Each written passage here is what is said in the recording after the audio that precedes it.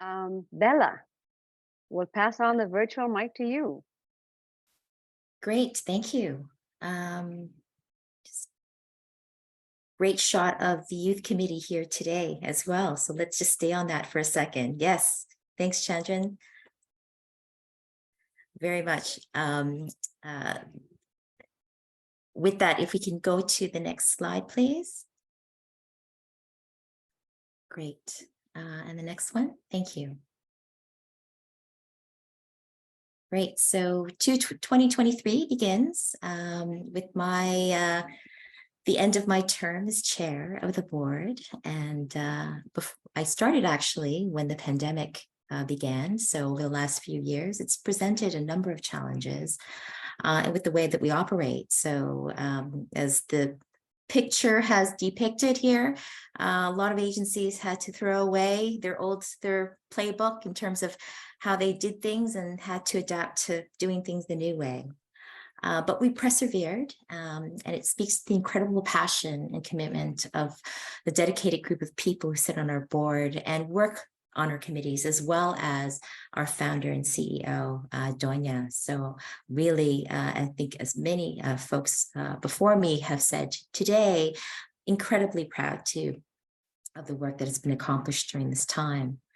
If we go to the next slide. As Doña had mentioned and Julie had mentioned earlier, we continue to deliver on our mandate of creating opportunities for underserved youth, despite some challenges. Our more key programs, such as the Stemming Up program, were actually continued as well as expanded in some cases. And again, I think you mentioned, or Doña had mentioned earlier on that there's some plans to expand it across Ontario. This slide here, we all just spoke to a couple of our accomplishments here, just strengthening our capabilities and capacity as a board. I think we mentioned earlier that we updated the skills matrix. So an analysis and summary were created so that it helped us to provide a baseline to the board to work with going forward.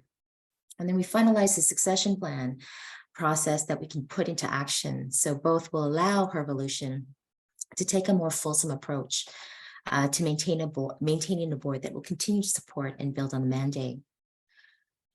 We also offered benefits to attract and retain resources. And as Doña had mentioned earlier, Cindy, one of our governance committee members, was key in helping us do that. So with that, we have that in place, which is fantastic.